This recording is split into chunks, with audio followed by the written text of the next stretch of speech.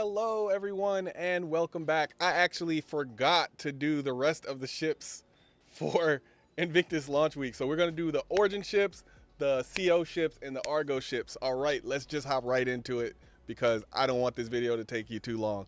So we're going to go down. We start with the MPUV Cargo. It's a $35 ship. It doesn't have a quantum drive. So what is it for? I would say it's really just for taking, a few people with you or a few things with you, doing delivery missions.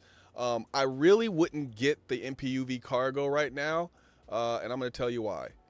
The MPUV personnel can carry more people, so I wouldn't get the cargo for that reason. And then the MPUV tractor can carry boxes, which is much more useful because you're going to need those for loading your hull series. You're going to need those for going basically, taking 32 SCUs from planet side to space station or to moon, right? Well, actually probably not to moon, just to space station, right? But yeah, when you need to move something, but you need a little cheap ship to do it, and you don't want to spend all the gas and all the other stuff. Remember, at a certain point, you're gonna have to pay for gas. You're gonna have to consider that when you're doing all of your cargo and your hauling and stuff like that. So you're going to want to use the smallest ship possible that can do the maximum work. And this ship, I'm telling you right now, is going to be extremely useful. It's a purchasing game for me, but don't sleep on this ship. So why would anybody buy the cargo then? Well, the cargo can drop that little cargo, this little piece here, it can drop it. So if you need shelter from the elements or anything like that, you can go somewhere, drop that little container thing, and it doesn't have an airlock, and I don't know if it has its own oxygen, but it can shelter you from wind, sun, cold, heat, right? So it can shelter you from the elements, right? And it's also a place where you can close the door if you're getting attacked by the new animals and stuff that are in the game. You could just go in there, right? It's also a place where you can leave stuff for restocking, right? So I can imagine going into a bunker, a local bunker, maybe not one where I need to, do a whole lot. And it's not a dangerous bunker. It's one of those more I just will run out of bullets or something, so I just need to go back to the ship and grab some stuff. Or if I'm exploring caves or something, local caves, again, not leaving the planet, right? So that's what I really say the MPUV Cargo is useful for. But again, you could do the same thing with the MPUV tractor. You could just take a 32 SCU. I think they have the ones where you can walk into them. Well, they will have those. So you'll be able to store stuff in there the same way you would the other one, except this wouldn't ever have oxygen inside of it, whereas the MPUV Cargo would. So there's your use case for those three from what I can see. The SRV, now, because you can move, so the same thing that this tractor can do, this tractor beam can do, I'm hearing that the SRV is going to be able to move those too. Or maybe it already can. I can't remember. I tested it, but I can't remember if it could move containers. I'm pretty sure it could. My memory's a little fuzzy on it, but I'm pretty sure it could move. It could move. I do have a video out on it, so go check that. But I'm pretty sure it can move cargo containers. That is what I actually think makes this ship more useful than people make it out to be, because the SRV. Yes, it can go and grab ships and it can bring them in when they're downed and everything like that. It can help you get your own ships back. And eventually that's going to be worth it because these ships are going to cost way more. The claims are going to cost more. Insurance is going to cost more. All that stuff is going to cost more. So it's going to make more sense to recover your vehicle than claim it. So in the future, that part will be very important. But right now, I think using this to take cargo containers is huge because it can carry a 64 SCU container. Now those are rare, but still it can carry them.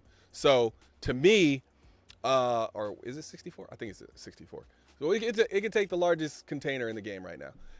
So I think that's a secondary use for it. I also love the interior. I love the color. I love the way it looks. So I'm just a fan of the Argo. I can't wait to see more Argo ships. I'm just a fan of their whole aesthetic. I just don't like the utility of their ships right now as far as being in the game. Yeah, so I think we did. Yeah, that's Argo. Yeah, let's jump to Consolidated Outland. All they have is the Mustang Delta. Should you buy it? I think for $65 you could probably do better. I'd probably go with a C8, a C8R, just because it's got the medical. But if you really want to fight, I would either spend $10 more or $10 less. I think you can. I mean, it's one of the cheaper fighters in the game, but I don't see why I would get this more than I would get an Aurora and just wait until I could afford something more expensive than this. I would just do box missions until I could afford something better than this. Like, to me, if you start out with this ship, it's good, and that's the only time that I would say it's good. But if you're not starting out with it, I would skip it along my upgrade path. But if you have a Mustang Delta, it's not a bad ship. It's just that it depends on where you start in order for this to be a good ship. But yeah, that's the only Consolidated Outland ship. As you know, they don't have a whole lot of ships. But I think also this is Invictus, so you're only going to see the military ships, right? Now let's get to Origin. All right, so Origin, they have the 125A. This thing is super, super fast, and it's super, super cheap, right? So when I think about why I wouldn't get the Delta, right, this thing is, I believe, what was it, $5 cheaper? Let's check that. Yeah, it's $5 cheaper. $5 cheaper for a 125A. This ship is faster, doesn't have as many weapons. But look, $5 more and you can get a 325A. Now, the 325A is not a great fighter now, but it will be a better fighter later. Actually, I haven't tested it in 323, so it might actually be a decent fighter right now. But I'm going to test it soon. I can't wait till I get to the Origin ships because I think that's going to be very interesting to test those. But one of the things about the 325A, it's only $5 more, and it has so much more going for it than Mustang Delta. I just don't see, again, I think you can start to see what I'm saying about why you don't get the Mustang Delta. It's great if you start with it, but only if you got it at a discount, really. But yeah, the 325A is not a great ship. It's not a dogfighting master or anything. Its great thing is that it's fast in a straight line, so it can catch up to people. But it's an interdiction ship, so it's one of those ships that you're gonna want to go up on people, take a few pot shots, back off. They won't be able to catch you. You come back, take a few pot shots, and hopefully you take them out. But it's really not meant to take people out. It's more so meant to keep people chasing you and keep them busy and stuff like that. Honestly, if you don't have ballistics on this thing, it's not even worth running, because your little pot shots with lasers aren't going to really do anything. But if this your kind of style, like, this is a ship that you buy if you want to look good while you're dogfighting, which most people don't care about while they're dogfighting. But hey, that's Origin style, right? So the G12A. Now, I am super excited for the G12 to get in game. At the same time, I'm starting to wonder about its use case, right? So it's basically the G12, from what I understand, is a faster version of the Ursa. But then I look at the Lynx and I'm like, well, the Lynx is the luxury version of the Ursa, right? So the G12 is the faster version, right? But one thing that I like about the G12, or wait, not the Is this? Yeah, I'm right. So one thing I like about the G12 is it maintains its speed regardless of what you get. But I like this one if you want kind of the best of both worlds. So this is a faster vehicle. I think you could fit 2 people on it. I think actually you could fit 3 people on it. You might be able to fit 3 people on this one, but I'm not 100% sure. But either way, this vehicle, I think, is great for if you want that AA feeling, but you don't want it to slow you down. But I also think the Cyclone MT is good for that. So, you know, it really just depends on what you need it for. But I prefer the speed, because if you've been, you know, taking those Cyclones and Ursas around, you can tell how slow they are. So I'd prefer the speed every single time. I also like the look of the G12, but maybe that's just me. A lot of people think it looks like those crab monsters from What was that? Super Troopers, I think. But I like it. I think it's pretty cool. I just wonder about its off-road capabilities and stuff like that, because it looks like if you get it flat on its back, it'll just not work. Like you just won't be able to flip it, which is part of the reason I love the Tumbrel Cyclone so much. So yeah, and $65, it's earning game. By the way, $325 earning game, $125 earning game. Everything I've said so far is an earning game, including all those Argo ships. All these earning game. Yep, even the SRV, I would earn all of that in game. Let's go back to Origin though. So 125. Oh, actually that was it. That's it for Origin. So that's the G12, the 125A, the 325A, and the G12A. Yeah. So I saw these special offers, so you could just get like. So this one is so you could get RSI T-shirt.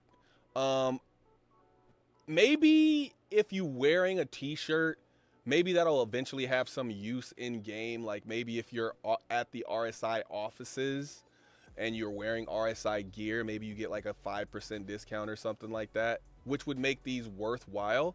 Or if you're just a fanboy of any of these, right? Like there's not a single manufacturer in game right now that has earned my fanboyism, right? Like Drake, weirdly enough, is my favorite manufacturer, even though I don't own any Drake ships. I don't even know how that works, but it is. So, but I still wouldn't I still wouldn't rock a Drake shirt. So yeah, I don't know. I feel like they need a use for me to buy them, and at $350, it's too much for a shirt and a hat. If it was $1, I think these should be 99 cents each. I think this should be a $2 pack. Well, $1 for the hat, $1 for the shirt. If you really want people to really start buying this stuff, I think you gotta bring that price down even more. Yeah, but that's all the ships. That's all the ships as of May 18th. But I want to do one more thing because this is also something I forgot to mention. So I'm gonna go to my account here. I'm gonna go to my hangar. So as you can see, this is my account that I use to show you guys. I only have a Aurora MR starter pack here. So, and I'm not a subscriber, not concierge, any of that stuff. So I always do everything starting with the Aurora MR. So what I do here is I'm going to show you there are no war bonds. It's really weird that there's no war bonds the first 3 days of the sale. Like, or is it 5 days? Day 5 of the sale, technically. Yeah, there's no war bonds until you get all the way to the Polaris. And you don't even get the war bond unless you're subscribed. Because look, it doesn't show it here, but on my other account, I get like it's either a $50 or a $60 discount for being a subscriber. So no war bonds for the average person that just is playing the game. And I think that is a misstep by CIG, because I think one of the things that gets people that already own the game to purchase more ships is the war bond CCU game, because now they're going to be adding these $5, $10, $25.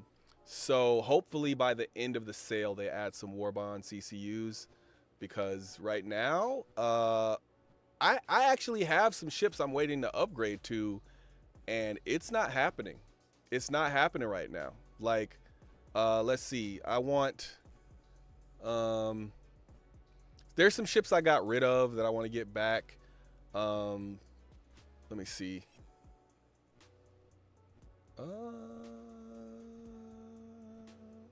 I might get a C1 Spirit. Just because it's like cheap and easy to just move around with, but it'll be upgraded to something later.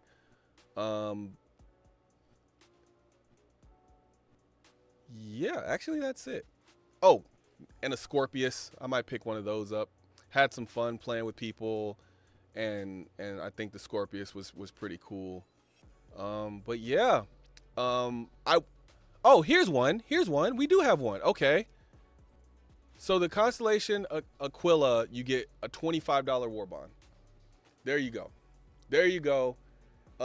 If I was gonna get this, I would say, so if I'm gonna get the warbond, I would get an upgrade from, let's see, how much was that? 290. So if I'm gonna get that, let's go. Let's see. Ooh, I would not get the Apollo Medevac. I would get the Sentinel. Yeah, that's going to be more likely that you're going to see that one available before you see the other ones available. Like the Apollo Medevac, I'm pretty sure is only available during this sale and IAE. So, yeah, Blade is extremely difficult to get, so you're not even going to be able to apply that upgrade. So, the Sentinel or even the Mercury, if you're not willing to take the risk that you won't have access to the Sentinel, the Mercury is always available. So if you did the Mercury, that's a $30. And if you did, what was the other one? The Sentinel. If you did the Sentinel, it's $15. So I would do the Sentinel. It's a $15 warbond. I might actually pick this one up myself because I'm actually pick up 2 of them because I have some ships that I want to upgrade to, and I don't think I have this level of a warbond, so I might pick up 2 of these. So yep, that's it for this one. The next one I'll be talking about some of the ships that have come out since this started, and I'll do kind of one video per ship, and we'll do it that way. So I'll see you in the next one. Thanks for spending your time with us. Peace.